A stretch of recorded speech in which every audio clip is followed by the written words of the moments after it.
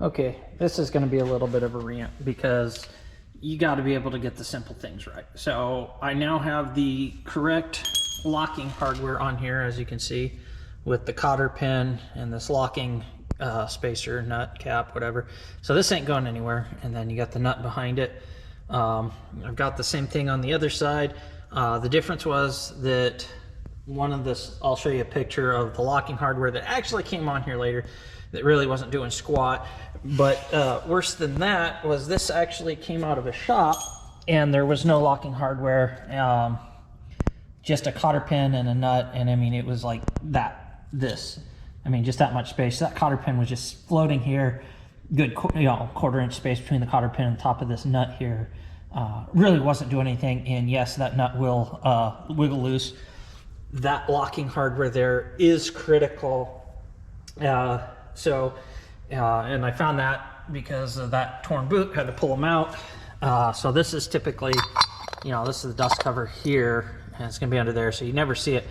So I mean, that was a shop that installed with that cotter pin, just free floating, no locking hardware, which was, I guess, totally unacceptable, really, because that nut backs off. It can have severe consequences. I've seen this before. It's a shame. But this is the proper installation of this. I had to wait 5 days to get these from Toyota because the CV shafts are no longer manufactured by Toyota, so I'm having to go to aftermarket, and a lot of times the aftermarket products do not include the correct hardware. What's amazing to me is between these shafts, one had at least acceptable hardware, which I still replaced anyway. So you can see here, it's got 4 notches for the cotter pin versus the OEM, which has several notches. So this one is definitely gonna be a lot easier to get lined up. Not once that torque hits 170 foot-pounds, which is factory specifications, not a lot of wiggle room on that nut to tighten it and maneuver it to get this to fit. So I just went and got the OEM Toyota hardware. So I'll put some pictures of some other stuff I've seen. But if you need this lock nut, here's the Toyota part number for it. It's 43525-35010. I got them for about $4 each, one for each side. These are now locked down, so these dust covers are ready to go on, and I'm ready to go ahead and start putting that together. However, I did want to go over the fact that in some of these aftermarket parts, even though we have the same part number, we're not getting the same part. I mean, they both fit, but I'll have a picture in a minute clearly showing these are not the same. So I got one part, and these were ordered on the same part number, same manufacturer, GSP, and every other aftermarket I've seen is doing this. So one made in China, one just says not a GSP manufacturer. Don't know what the difference is, but the shafts are definitely not the same.